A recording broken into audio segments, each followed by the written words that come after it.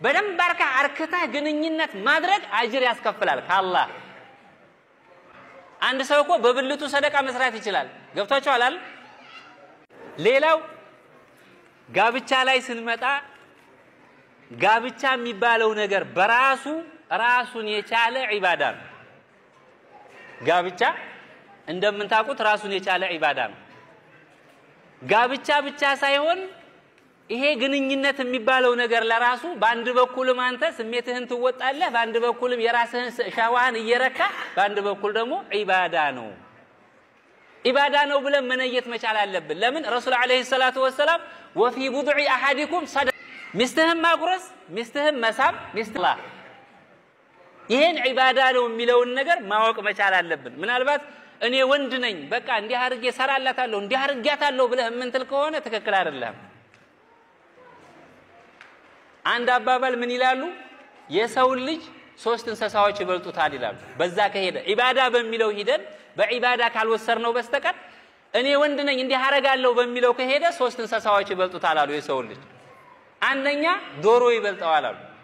ሁለተኛ ውሻ ይበልጠዋል አሉ ሶስተኛ አህያ ይበልጠዋል አሉ የሰው ልጅ በምን ከተባለ አንደኛ ቶሎ በመሄድ ዶሮ ይበልጠዋል አሉ ዶሮ በቀን 3 ጊዜ ነው የሚገናኘው ታውቃላችሁ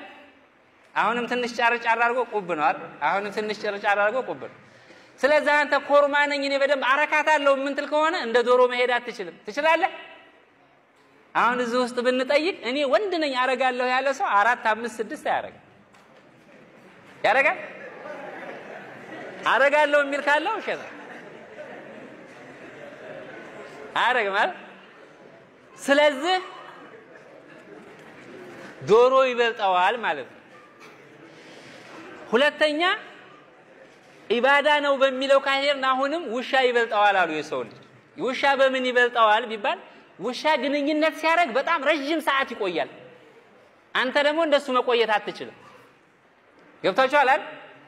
ውሻ በጣም ብዙ ሰዓት ነው የሚቆየው እንዳውም አንዳንድ ጊዜ እሱ እንኳን ቸኩሎ ወጣለው ካለ እንቃርጋ ዝም ነው የምትለው ሴትዮ አትለቀው ስለዚህ አንተ እኔ እንዲህ አረጋለሁ ብለ የምትፎክር ከሆንክ የውሻን ያህል እንኳን መቆየት አትችልም ይላል ሶስተኛው የሚበልጣው አህያ ነው አሉ አህያ በምን ይበልጣዋል ከተባለ እኔ ኮርማ ነኝ ወንድ ነኝ ምንትል ከሆነ ዘከረ መቼም የአህያ ዘከራ ያክል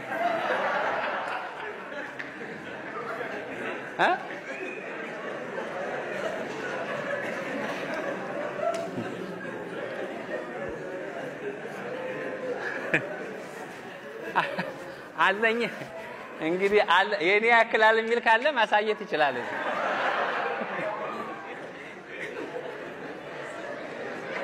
ስለዚህ የሰው ልጅ ያንን ያክል እንኳን አይሄድም መሆን ያለበት ምንድነው ዒባዳ ነው በሚለው ሂደን ዒባዳ መነየት ነው